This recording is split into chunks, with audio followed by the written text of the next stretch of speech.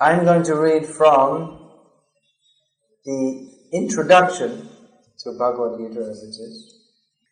This introduction is actually very important. More than 30 pages. And in it, Srila Prabhupada gives an overview of the whole Bhagavad Gita as it is. What are the subjects of this Bhagavad Gita? How it should be understood. And he finishes his introduction by quoting from and explaining the verses of one of the Gita Mahatmyas. So we can read from that. Gita Shastravidam Punyam Yaf Patet Prayatah Puman Vishnu Padam Avapnoti Bhaya Shokadi Varjitaha. If one properly follows the instructions of Bhagavad Gita, one can be free from all the anxieties and miseries of life. This Gita Shastra, simply by studying this, one becomes pious. And one can, Bhaya Shokadi Varjita, one can go to the spiritual world, Vishnu Padam Avapnoti, one can attain to the spiritual world and be free from all fears in this life, and one's next life will be spiritual. Gita Dhyayana Shilasya Pranayama Parasya Cha Naiva Santi Hi Papani Purva Janma Kritani Cha. If one reads Bhagavad Gita very sincerely and with all seriousness, then by the grace of the Lord, the reactions of his past misdeeds will not act upon him. Naline mochanam pungsang jalasnanam dine dine sakrit gitamrita snanam sansara malanashanam. One may cleanse himself daily by taking a bath in water, but if one takes a bath even once in the sacred Ganga water of Bhagavad Gita, Gitamrita, Snanam, for him the dirt of material life is altogether vanquished. Gita su Gita kartavya kimanyai shastra vistarai ya swayam padmanabhasya mukha padmadvinisrita. Because Bhagavad Gita is spoken by the Supreme Personality of Godhead, one need not read any other Vedic literature. One need only attentively and regularly hear and read Bhagavad Gita. Bharatamrita sarvasvam Vishnu bhaktrad venisritam Gita gangodakam piva punarjanmana vidyate. One who drinks the water of the Ganga attains liberation. So what to speak of one who drinks the nectar of Bhagavad Gita? Bhagavad Gita is the essential nectar of the Mahabharata, and it is spoken by Lord Krishna himself, the original Vishnu. Sarvo panashado gavo dogda gopalanandanaha partho vatsa sudhir bhukta dugdam gitamritam mahat. This Gita Upanishad, Bhagavad Gita, the essence of all the Upanishads, is just like a cow. And Lord Krishna, who is famous as the cowherd boy, Gopalanandana, is milking this cow. Arjuna is just like a calf, and learned scholars and pure devotees are to drink the nectarian milk of Bhagavad Gita. Ekam Shastram Devaki Putra Gitam Eko Devo Devaki Putra Eva Eko Mantras Tasya Namani Yami Kamapyekam Tasya Devasya Seva. So I'll just read a literal translation. We'll go back later and see what Prabhupada says. That there should be only one Shastra. That should be Devaki Putra Gita, Bhagavad Gita. Only one God, Devaki Putra, Krishna. One mantra, his name, And only one work everyone should do is his service. So let's comment a little bit on this, following Prabhupada's commentary. There are other Gita Mahatmyas also. There's one very long one, lots of verses, and there are Mahatmyas for the individual chapters, but these are mostly karma kandya. But if you read this Bhagavad Gita, if you read this chapter, you'll go to the moon or something like this. So this, which we've just read, this is the actual Gita Mahatmya.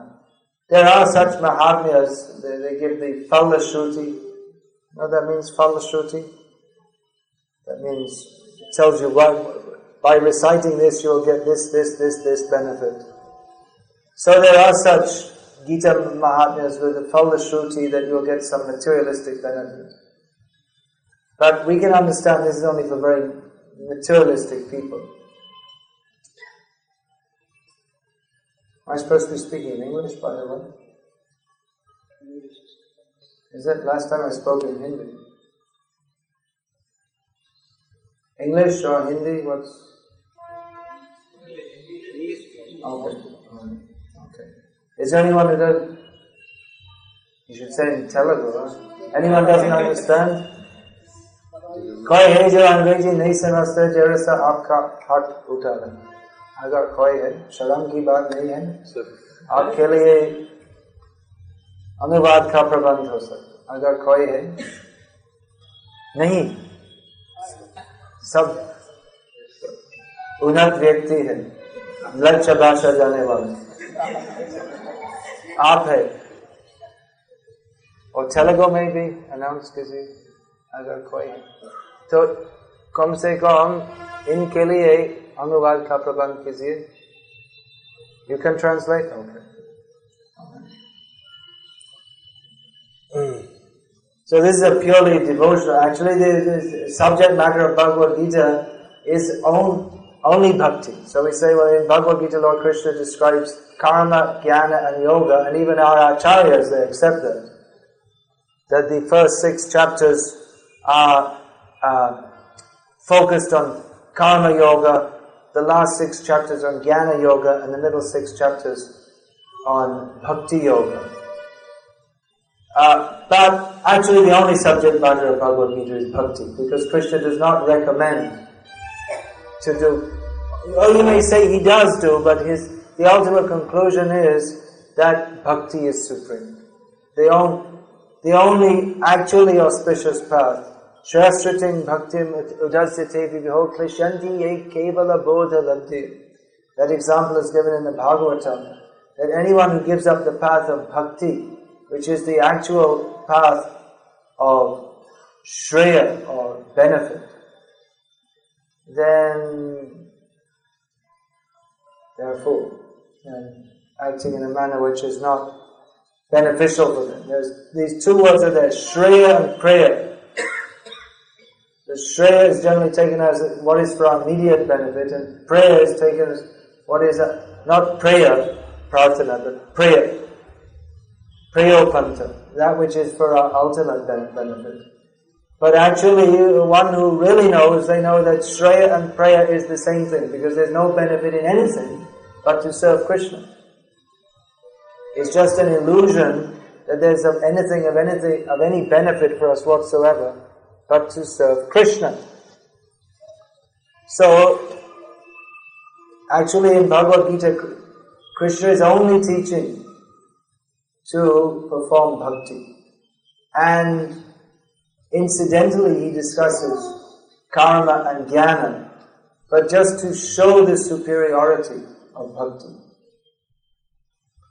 So the actual Gita Mahatma is not that by studying this you can get good wives and good children and cows and land and all this kind of. The Shudra will be honored and the Vaishya will have lots of money and the Raja will have, this kind of Phala Shruti is there. Raja will have many subjects and Brahmana will become very learned and that's not the real Phala Shruti. The real Phala is to develop pure, unalloyed devotion to Krishna. So in Shastra, these different recommendations are given in different places.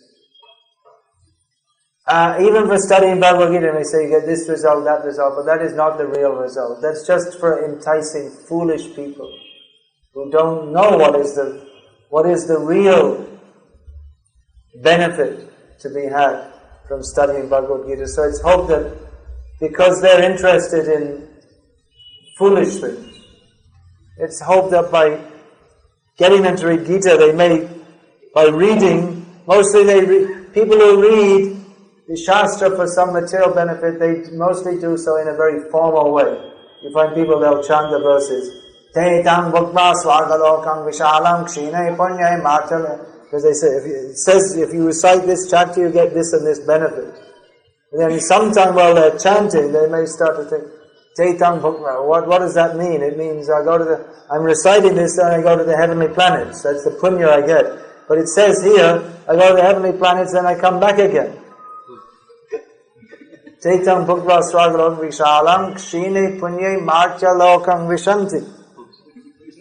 Evam chai dharma manuprapana gatagatam kama kamalabhante. So you're just going up and down, and sometimes you go up to heaven, down to earth, up to heaven, down to earth. You might just slip down a step also and go to hell. This is samsara chakrama. This is the way it works. So you may think, what's up? What does that mean? And then you have to, what does that mean? And then you have to go back a bit to chapter 4. Tadvidhi pranipatena pariprashnena sevaya upadekshanti te jnanam jnaninas tattvadarshana. Where then one should go back, what does this actually mean, this Bhagavad Gita? I'm doing all this to go to the heavenly planets, but I go up and I come down again, and what's the value? And then dukkhalayama shashvatam is simply a place of misery. What's going on here?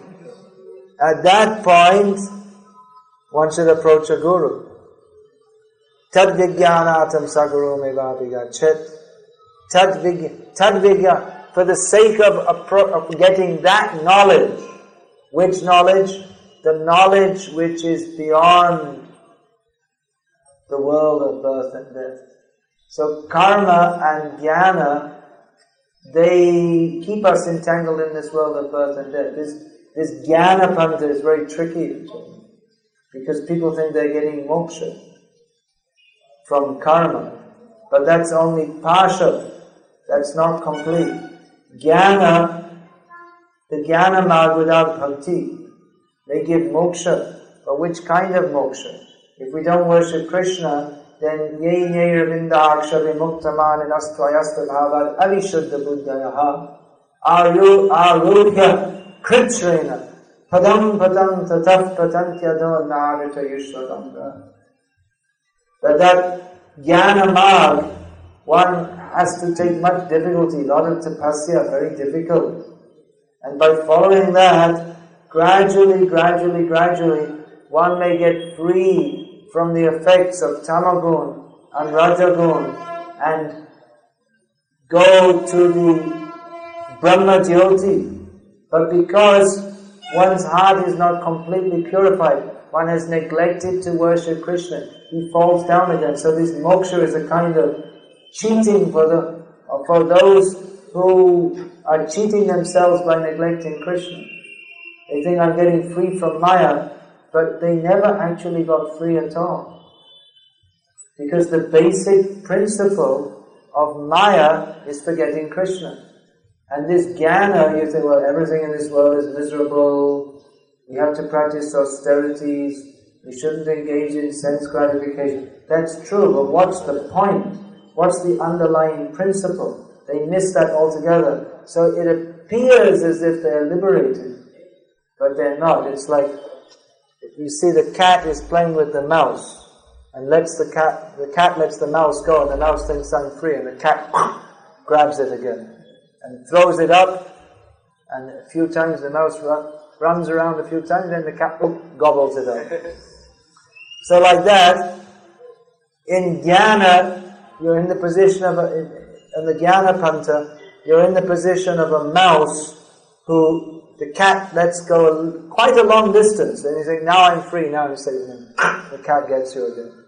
They're not actually free from Maya. They think that they're free from Maya, but they're not, because avishuddha buddhyaha. Its consciousness is not actually purified. It seems to be pure. In one way, it can be said to be purified because they're not engaging in gross sense gratification. But they're not actually purified because they're neglecting to serve Krishna. So actual purification means to serve Krishna. And actual understanding of Bhagavad Gita means to understand that Krishna is teaching us that the only auspicious path is to surrender to Him. So the actual Gita Mahatmya means to glorify Bhagavad Gita as that which teaches us the path of bhakti. Krishna teaches us that which is for our highest benefit. So here it is recommended that Gita Shasvidam Punyam Yak Patet Paratap Puman Vishnu Param Abhavnoti. Those who study Bhagavad Gita, they can go to Vishnu Loka. So that is the actual aim.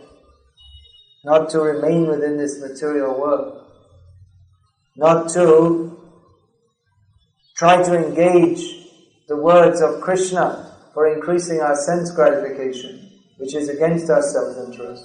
That we shall do Gita Path, or we shall have Bhagavad Saptaha. From that we shall get some punya, and we shall live happily in this material world. That means we have no understanding. One should follow like Arjuna followed, as Prabhupada explains in this introduction. Bhaya shokadi varjitaha. One can be free from all fear and lamentation by studying this Bhagavad Gita. Fear and lamentation, these are the two principal characteristics of material life. Always there's so much fear. Of course, in the big cities, we don't see so much, but if we go into the country, we see the birds. There's certain birds, or you see here in the city also, this chipmunk. That's a good example. You see, and they come in the city, always full of fear. Always looking here, always full of fear. Every moment of their lives, full of fear. So actually, we are all underlying our consciousness. Everyone is full of fear and anxiety because we don't know what our actual situation is. Especially in the modern age, everyone's full of anxiety. There's no surety of any position, and in the back of at least in the back of everyone's consciousness is fear of death. Previously in America, people were very complacent. Now they've become very fearful. They're always afraid of some terrorist attack. They're so afraid that even in the letter in the post, they may open it and it may have some poison that will kill you. They're afraid of that. Anthrax or something it's called. And you go in the airport in America, you have to go like 3 hours early before a domestic flight because they put you through so much security check. People don't protest because they're afraid. They think, yes, this is good. Let there be so much security check. There's so much afraid. Living in an atmosphere of fear. America had a big shock. They were thinking that we're safe in America, but now they think we're not safe. Anytime the terrorists can get us. But even the foolishness is that we're never safe. In whatever situation we are. If we think that safe means no one is going to come and shoot me, no one is going to come and beat me, that's not safe. Because we have to die. We think, now I'm well protected. But there is no army. There is no fort. There is no weapon that can protect us from death. The hand of death is omnipresent. When it's time for us to go, there's nothing we can do. We call the best doctors. call all the best doctors in the world, with all the best medicine. When it's time for you to go, there's nothing they can do to help you. You offer them, you take 1 crore, take 5 crores, give me some injection that will keep me alive. They'll take your money, but they can't keep you alive. There's nothing they can do. The government cannot protect you. No one can protect you. You bring some tantrics to chant some mantras, they cannot do anything. They say, oh, very powerful tantric. Or America, we have a very strong army, or India, we have a very strong army to protect us from the Pakistanis. Who will protect us from death? No one can. When it's time to go, we have to go. We're not safe. There's no safe position. Therefore, sada samudvigna. We're always full of anxiety. Why sada samudvigna dio asadgrahat? We're always full of anxiety because we have accepted that which is asat. We've accepted this body as ourselves. We've accepted this material world as our place of residence. Asatyari satta karimani. We consider that which is temporary to be permanent. We think my home, my wife, my children, my country, Mera Bharat Mahan, these are all permanent. Nothing is permanent. Everything is temporary. Therefore we're full of fear and lamentation. There are 2 phases, there are 2 things. We're always desiring something. We're always desirous of something that we don't have. And we lament for something that we lost. This is material life. But when one gets the knowledge of Bhagavad Gita, one becomes free from fear, desire, and lamentation. One becomes free from material desire. Becomes free from fear because he knows I'm not the body. I don't belong here in this world. I belong with Krishna. So there's no fear. Rakhe Krishna Mareke, Mare Krishna Rakeke. If Krishna protects someone, then no one can kill him. And if Krishna wants that someone will die, no one can protect him. That is the fact. So devotee is always protected. He feels himself in the protection of Krishna. Krishna protects his devotee. The devotee knows that whatever happens, Krishna is protecting me because Krishna promises. Again and again in Bhagavad Gita, Ananyas chintayanto mam yejanaf karyupasate tesham nityabhiyuktanam yoga kshemam mahamyaham Ananya cheta satatam yomam smrti nityasaha tasyaham sulabhapata nitya yuktasya yogayaham. Krishna promises, for one who always remembers me, I supply everything what they need. I help them in all respects. Yomam pashyati sarvatra savam chamai pashyati tasyaham napranashami satame napranashati. Krishna says, for one who sees me everywhere and everything in me, I am never lost to he and he is never lost to me. So, a devotee lives in the protection of Krishna. So, he has no fear. He knows Krishna is looking after him. He has no lamentation. What will he lament for? He can lie, even if he loses even if he's a big king and he loses everything, he doesn't mind. There are so many kings in the history of India who they left behind their opulent kingdoms to search out Krishna. Because they know, what is the value of all this? Kingdom, palaces, elephants, prestige, jewels, honor. Rather they think these are material attachments which are obstacles in my becoming attached to the real object of attachment, who is Krishna. Therefore, Chakra Turnama Shesha Mandalapati Shrening Sada Tuchava. The 6 Goswamis of Vrindavan, all from very aristocratic backgrounds. They all left all their aristocracy, possessions, considering it insignificant. Bhutva Dina Ganesha Kokarunaya Kopina Kantashrita. coming from very opulent backgrounds, but they lived a very, what you might call, seemed to be a very fallen, poverty-stricken kind of life, with just kopin, langota, and kanta, this kind of shawl made out of rags. So why did they give up their wealth to become poverty-stricken? No, they weren't poverty-stricken. They gave up all their wealth to get a much greater wealth. Gopi bhavar, what is that? Gopi bhavar, what's that verse? Bhuvadina Ganesh Guruniya Gopi Nakanta. Gopi bhavar samritabdila hari kalola magno mahur. Vande rupa sanatano raghuivo shijiva gopalako. They were always floating in the waves of the ecstasy of the gopis' love for Krishna. So much greater wealth. Sanatana Goswami living in Vrindavan, chanting Hare Krishna.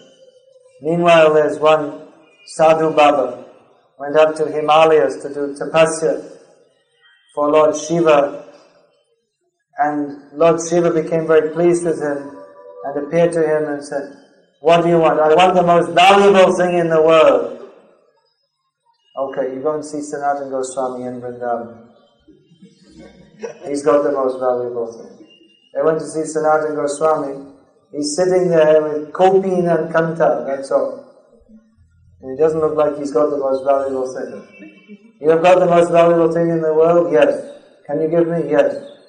"Okay, give it."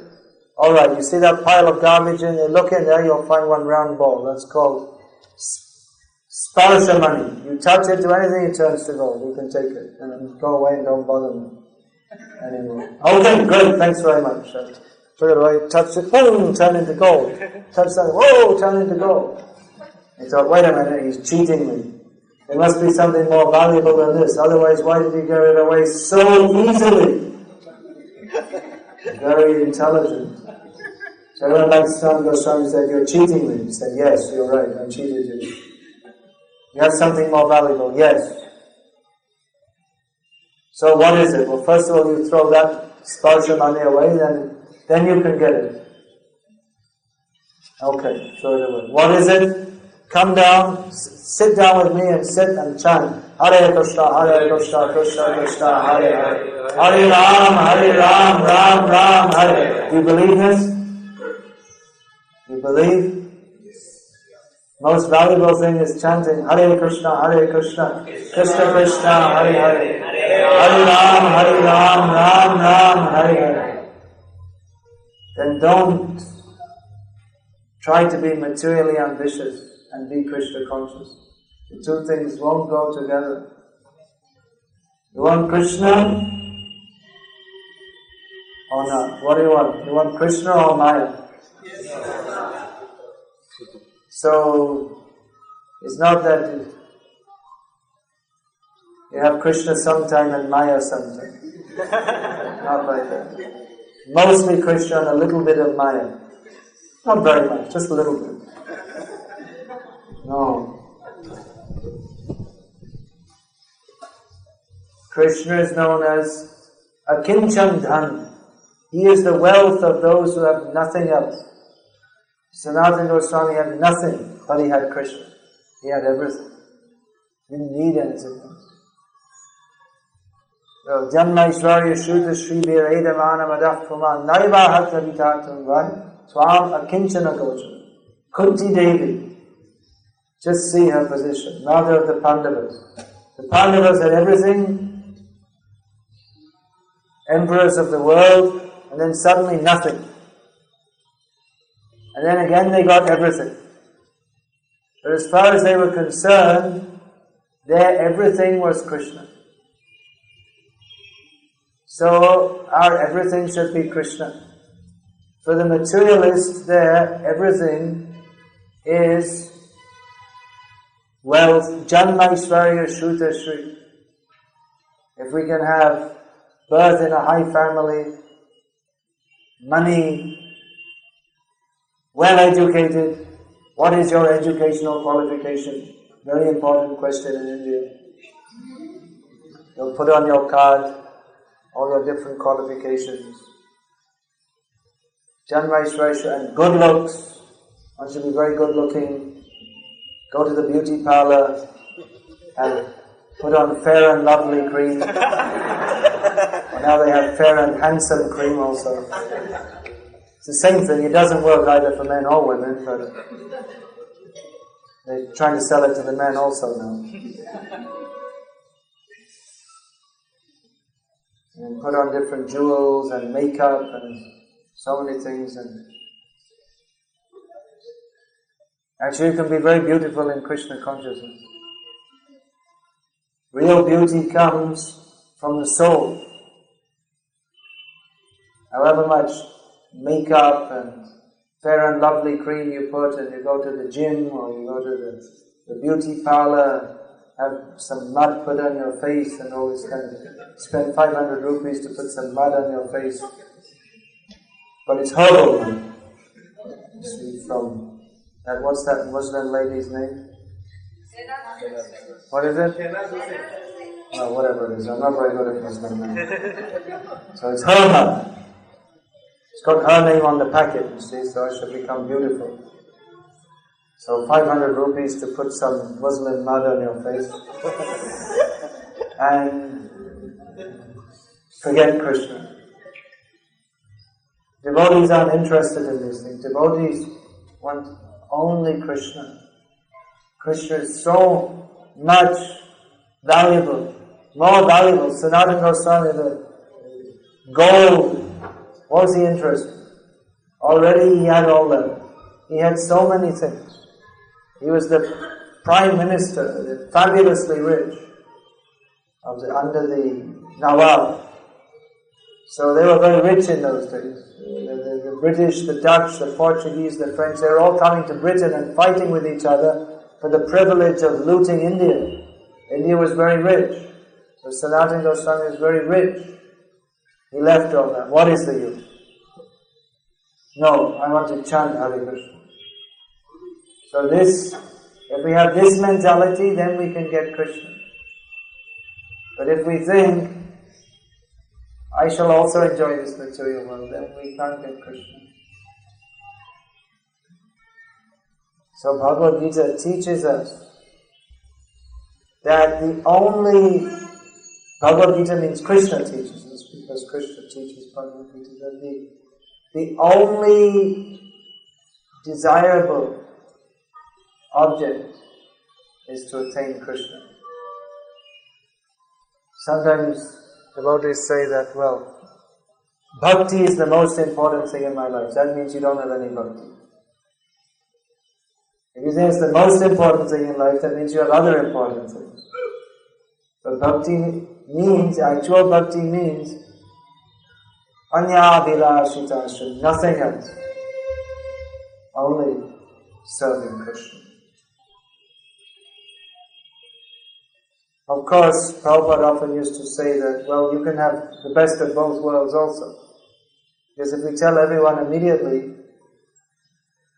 that you only have bhakti and nothing else, then it's a big transition for most people to go from attached materialist to fully detached Paramahamsa in one step. So Prabhupada often used to say, you can have nice house, nice wife, nice food, nice everything, nice family, and be a devotee. That's true. It's not untrue. But at the same time, one shouldn't think that the main thing is to have nice wife, nice house, nice car, nice this, that, and the other, and also a little bit of Krishna. Krishna is blessing me for material enjoyment, not like that. But rather, if you have all these facilities, that should all be dedicated only for Krishna's pleasure. That's the difference. That's the difference between being an attached materialistic householder and a devotee householder. That the attached householder lives in his house thinking that this house is mine and everything in the house is for my pleasure, and we also worship God and He blesses me so I can enjoy my material life. But a devotee householder his attitude is, Manasa deho geho jo kichuma apilum tua pade nandikisho. That whatever I was thinking is mine, my mind, my body, my house, everything. Actually, I've offered everything to you, Krishna, because everything is yours. So, there's so many wonderful verses here. Gita dhyayana shilasya pranayama parasya naiva santi papani purva janma kritani cha.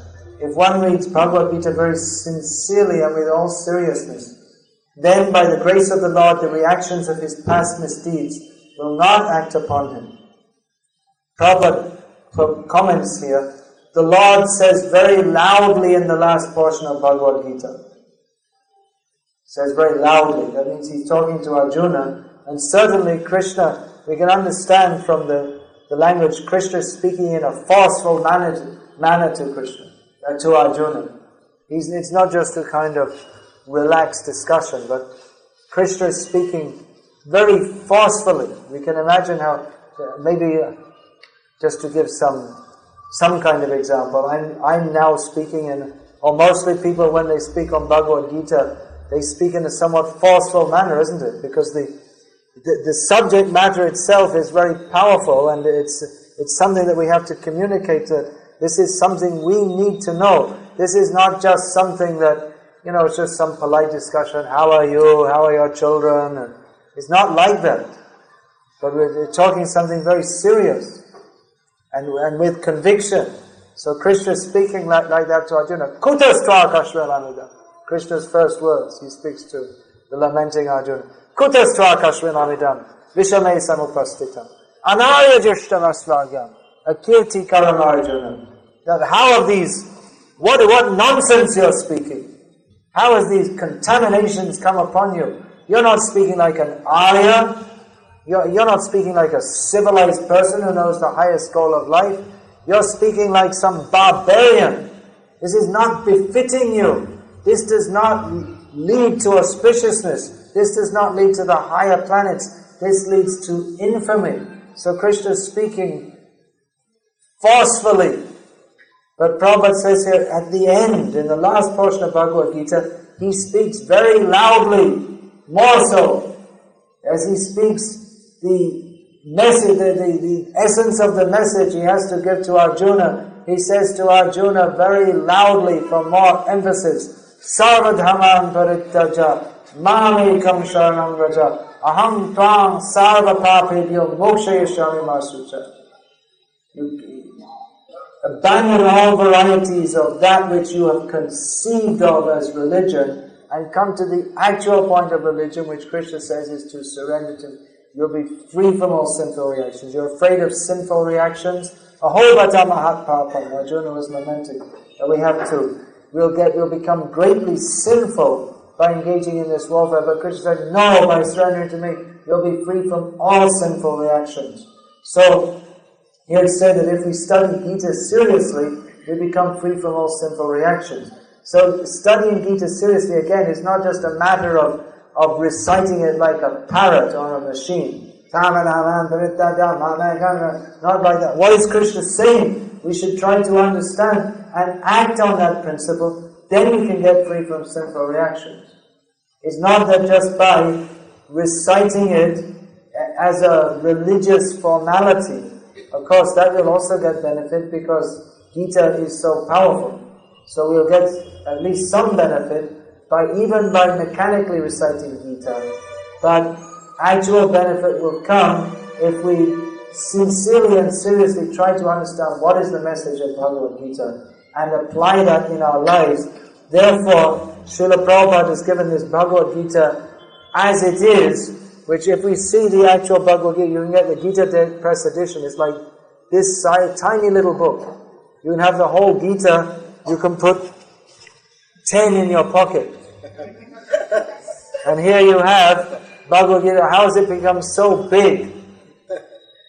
Because Prabhupada is explaining in detail what we foolish people can't understand, what Arjuna could understand, but we are not as advanced as Arjuna. So Prabhupada is explaining each verse so that we can understand what is the actual purport, what is Krishna actually communicating to us, because we have the tendency to misconstrue and misunderstand. So Prabhupada is explaining exactly what Krishna is communicating to us for our benefit, and we have to study this very carefully, and then we will get the benefit of doing so. Now, we find most Hindus, or at least those who are not just Hindu by birth, but actually consider themselves Hindu and are practicing Hindus of some sort or other. Practicing Hindu means they may go to a temple once a week or something, or wave a little agarbatti at their telephone if they have an STD booth, or they do something religious. They consider I'm a Hindu. So they all have a copy of Bhagavad Gita in their home. Isn't it? Every Hindu has a copy of Bhagavad Gita in their home. And even many nowadays have Bhagavad Gita as it is in their home. But there are very few who read it or have any idea what is in the Bhagavad Gita. They just keep it as some kind of talisman. It's called, what's that word? Tabiz. It's just like Mangal ke liye rakhte. So you put some mantra and you put it in there and you do, okay, now it's there. I'm okay. So you have Bhagavad Gita in your home and it's there. And I'm reading Deccan Chronicle every day, but I haven't got the faintest idea what's in Bhagavad Gita. But you'll still get some benefit by having it in your home, but you'll get a lot more benefit if you pick it off the shelf and read it. Of course, if it's an edition of Bhagavad Gita as it isn't, by Swami Aparadananda or someone like this, then you don't read it. Better you cook some chapatis on it or something. And Swami Aparadananda will also get some benefit if you offer the chapatis to Krishna. But actual benefit will come by studying Bhagavad Gita. You have to read. Just like here, Malam Malinam Mochanam Pumsam Jala Snanam Dine Dine. We take bath every day. Of course, now Indians are becoming more modern, and so they may not take bath every day, especially in the winter. But any civilized person takes bath at least once a day. But that way only the body gets somewhat clean. But what about the soul? You're washing off the dirt and the stink and all this. But what about cleaning the soul from Kam, Krodh, Lobh, Moha, Mada, Matsya? Still dirty. Took a bath but still dirty. I'm clean. You're not clean. I'm clean. You're not clean. Well, where's the dirt? It's right there. How are you going to clean that? Then you have to Sakrit Gitamrita Snanam Samsara Malanashana. We have the dirt of material contamination.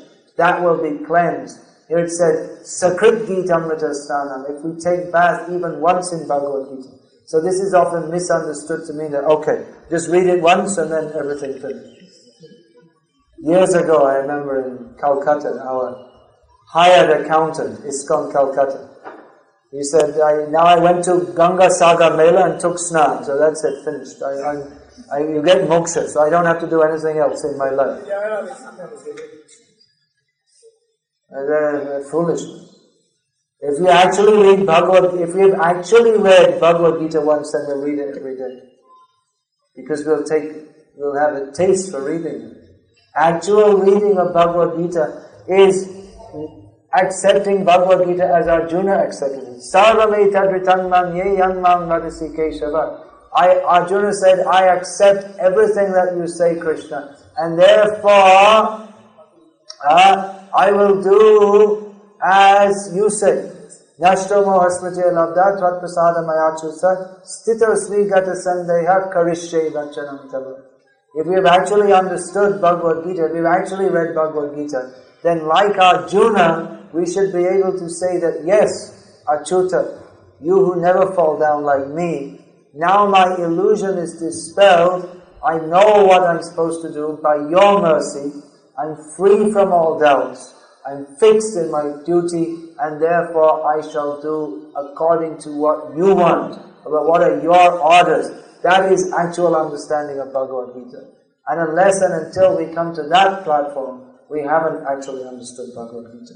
Therefore, we have to regularly study Bhagavad Gita, as is stated here. Gita sugita kartavya kimanyai shastra vistara ya swayam padmanabhasya mukha padmarva vistrita.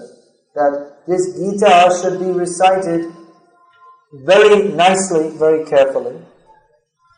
What is the need of studying other shastras in Gita? There are so many shastras. But shastra means Veda Narayanam Sakshat. Veda comes from Narayana. That is Apurushaya.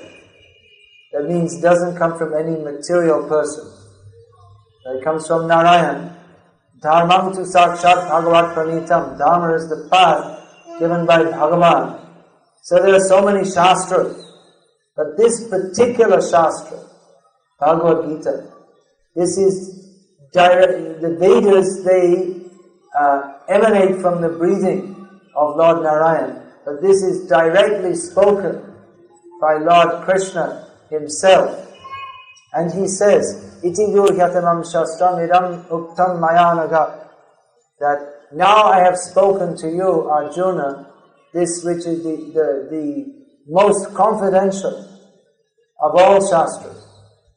So Krishna himself is directly giving the essence of all shastra, which is Bhagavad Gita. So this in itself is sufficient for understanding everything. Of course, if we have understood Bhagavad Gita, then we will want to go on to the complementary shastra, which is also non-different from Krishna, Srimad Bhagavatam. Bhagavad Gita, we can say, is introductory to the science of God, and Srimad Bhagavatam is in detail, Bhagavad Tattva Vijnana, the science of God. But the point here is that there is no use to studying hundreds and thousands of shastras and not understanding any of them. If we understand Bhagavad Gita clearly as it is, then as Krishna himself says in Bhagavad Gita, that, what is that? Udapane, what is that verse? He says that just, I can't remember. Anyway, he says that, Yavanartha Udapane, Sarvata Samplutotake. I completely forgot it.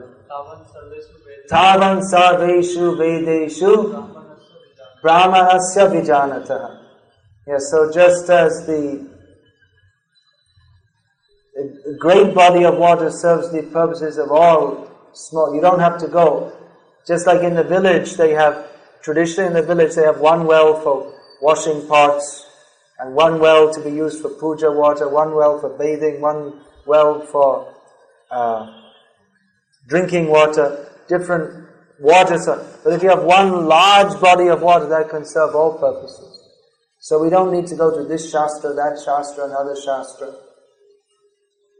We get everything from Bhagavad Gita. Bharatamrita Sarvasvam. This is the nectarian essence of Mahabharata. Whole Mahabharata. So many important instructions are there. But the jewel in the crown of Mahabharata is this Bhagavad Gita. Vishnu Bhaktat Vinistrita. Gita Gangodakam Pibak Punar Janmana Vidyata. This is the essence of Mahabharata spoken by Bhagavan Vishnu. So if we drink this Gita Ganga, the water of the Ganga is the most pious river, but the Gita is even more valuable. Ganga comes from the lotus feet of Lord Vishnu, and Gita comes from the lotus mouth of Lord Vishnu.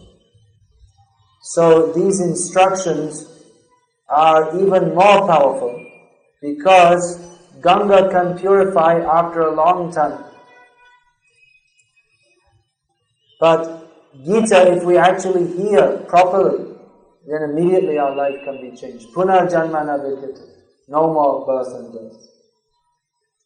Then Sarva Upanishado Gavo Dogda Gopalanandanaha Vatsa Partha Sudhir Bhokta Dugdam Gitamratam Mahat. Very nice example that all the Upanishads are the Jnana Kanda or the Vedanta, summary of the knowledge of the Vedas. So here the Bhagavad Gita is compared to all the Upanishads are present in the figurative cow that is Bhagavad Gita. So the cow is there, Bhagavad Gita, or all the essence of the Vedic knowledge. And the cowherd boy who is extracting the milk is Krishna, Gopalanandana. And to get the milk from the cow, first you bring the calf, isn't it? First the calf drinks the milk, and then you take more. So the calf is Arjuna, and then after the calf takes, and then everyone else takes. So Sudhir Bhokta. Who are the others who can, apart from Arjuna, who are the others who can drink this milk? Sudhir.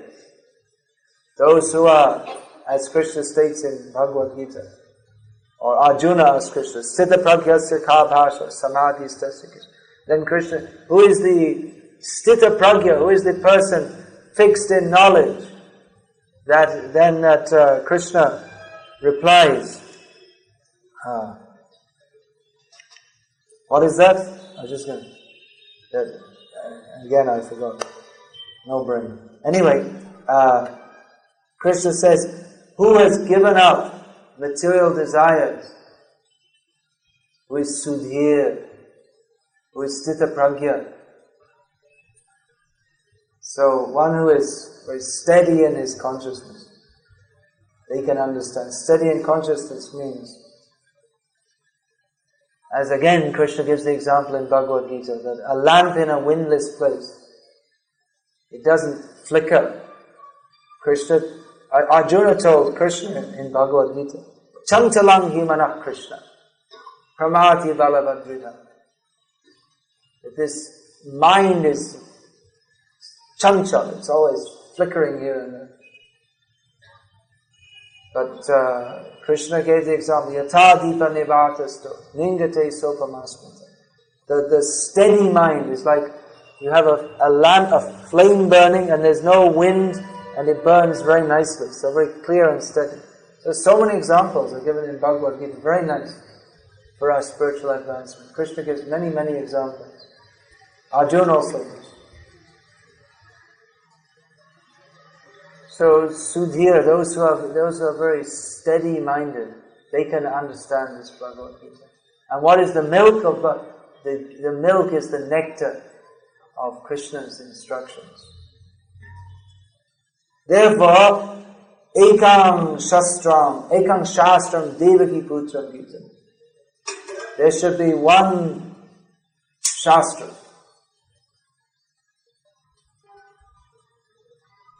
Bhagavad Gita, devaki putra gita.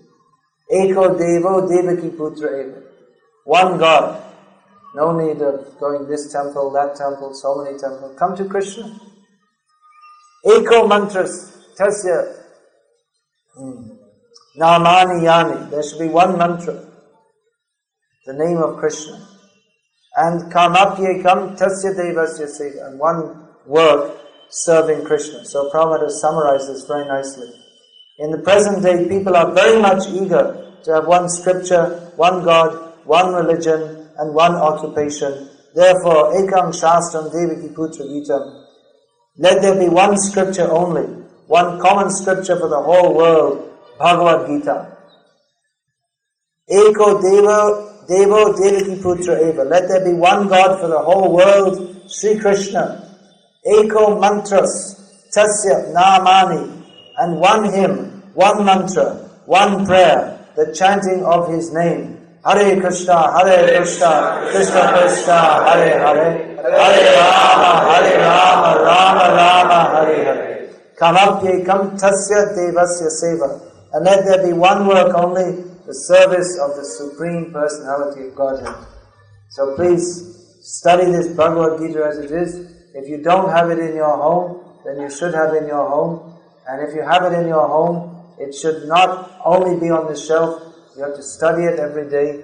And even if we've studied many times, and even if we're reading so many other books, we have to read Bhagavad Gita as it is regularly, because Bhagavad Gita gives us the most practical direction. Krishna spoke Bhagavad Gita to Arjuna. It's not armchair philosophy. It's not that we have a little time for the battle. What shall we do? Shall we play tiddlywinks, or shall we, shoot a few birds for fun, or let's talk some philosophy? Not like that.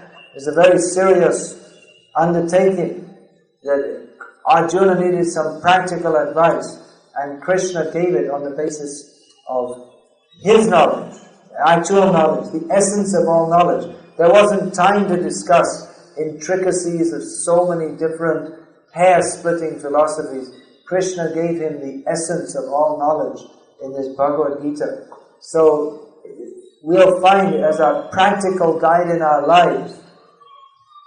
Bhagavad Gita is the best of all books. We should regularly study. For preaching also, if we want to communicate Krishna consciousness to others, then the best, basic book of spiritual knowledge for teaching people, or telling them what are the basic principles of spiritual life, Bhagavad Gita. We find Srila Prabhupada, world Acharya, savior of the whole world. He was preaching everywhere. Mostly he preached Bhagavad Gita. And then also he quoted a lot from Bhagavatam, but mostly Bhagavad Gita. So please study this Bhagavad Gita as it is. If you have any other editions in your house, please donate them to me. And you can purchase this Bhagavad Gita from us, and I'll look after your other editions. I won't be here, but you can give them to the devotees. I'll tell them what to do with them. These other editions are not only useless, worse than useless. Because if they don't teach Bhagavad Gita as it is, they must be teaching some word jugglery, something cheating in the name of Bhagavad Gita. So please study Bhagavad Gita as it is. Live your life according to Bhagavad Gita as it is. And as Krishna promises, as is promised here, that we can go to Krishna and come out of this stinking material world and live happily with Krishna forever by following Bhagavad Gita as it is. Hare Krishna. Is there any question, please? No question. Everyone's fully convinced, or they didn't understand anything I said? Yeah, please. Do we have a cordless mic? You have? Well, could you bring it? It would be useful. That's also just kept on the shelf. Alright, please ask. Speak loudly. Speak more loudly, so then I don't know. Krishna says, abandon all dharma.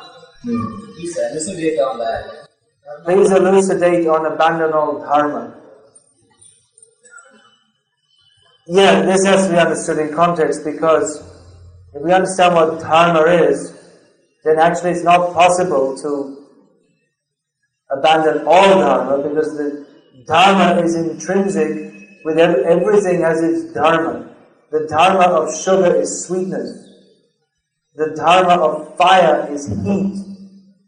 So, when Krishna says, Sarva dhamman parityaja, that means to give up all extrinsic dharmas, or everything that is conceived of dharma, as dharma, which isn't. Krishna says, Mam ekam sharanam raja, that is the actual dharma of the jiva.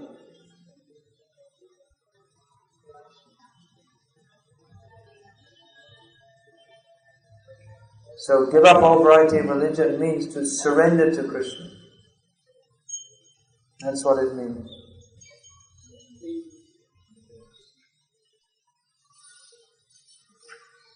Yeah.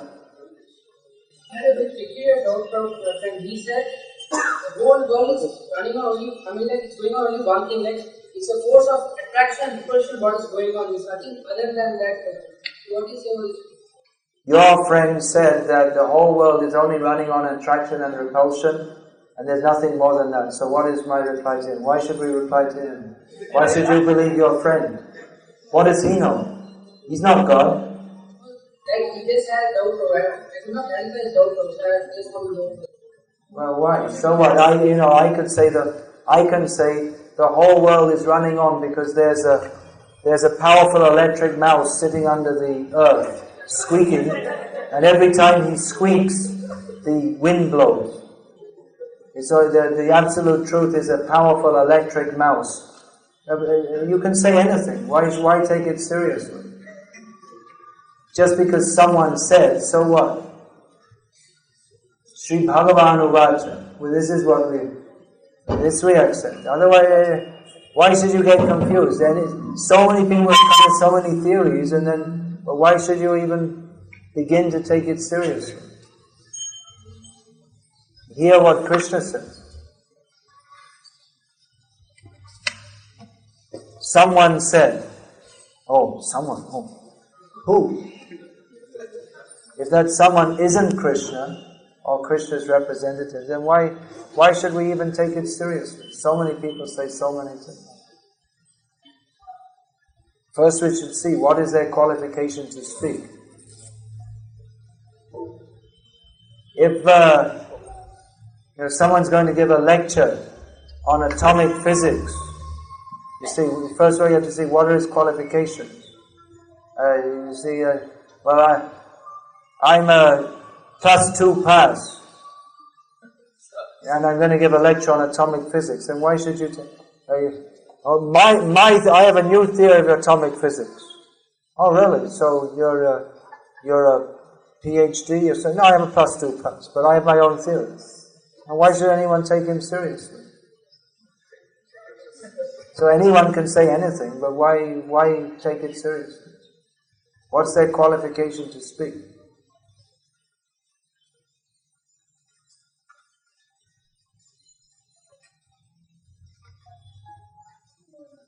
So, anything else?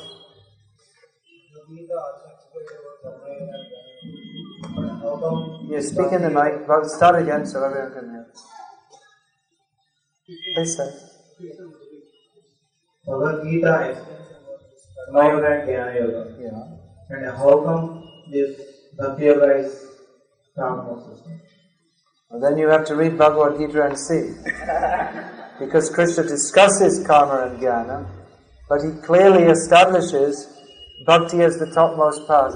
Krishna says, Bhaktya mam abhijanati. I can be known by bhakti. He doesn't say by karma or jnana. He says, Yoginam api sarvesham madhyate nantaratmana shraddhavan bhajate yomam samayuktatamam. There are many different kinds of yogis, but the best yogi is one who is fixed in worshipping me with faith, the bhakti yogi. So it's very clear. At the end of Bhagavad Gita, Krishna says, Sarvadhaman parityaja mamekam sharanam vraja. Giving up all other dharmas, you surrender to me only. So it's very clear that Krishna is establishing bhakti as the only auspicious path. It's not me who's saying it, it's Krishna.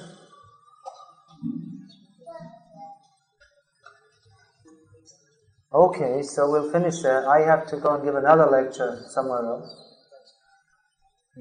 Artificial renunciation in Krishna consciousness will help. Artificial renunciation in Krishna consciousness, will it help? There is no artificial renunciation in Krishna consciousness.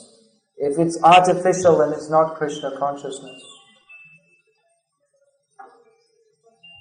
So everything has to be understood. Krishna consciousness means to come to the platform of reality. So, if it's artificial, that means it's not under the direction of Guru, Sadhu and Shastra. So it's not in Krishna consciousness. In Krishna consciousness means following that given by Guru, Sadhu and Shastra. So we might think it's Krishna consciousness, but it's not. Krishna consciousness is reality. It's not art. It's nothing artificial. Would you like to announce? Please give this. So, who has not got Bhagavad Gita as it is, Yatha Rup, Yatha Tata, in their home? Please raise your hand and we'll put one Bhagavad Gita in it.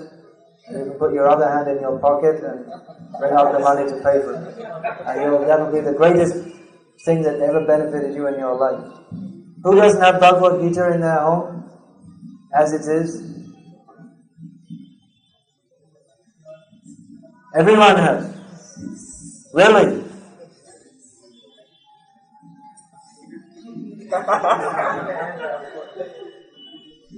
Don't cheat. In the temple, we should only speak the truth. Everywhere, but especially in the temple. Who has read Bhagavad Gita as it is, front to back? At least once. You see, everyone has, but they haven't all read it. So get that Bhagavad Gita off your shelf, into your hands and read it.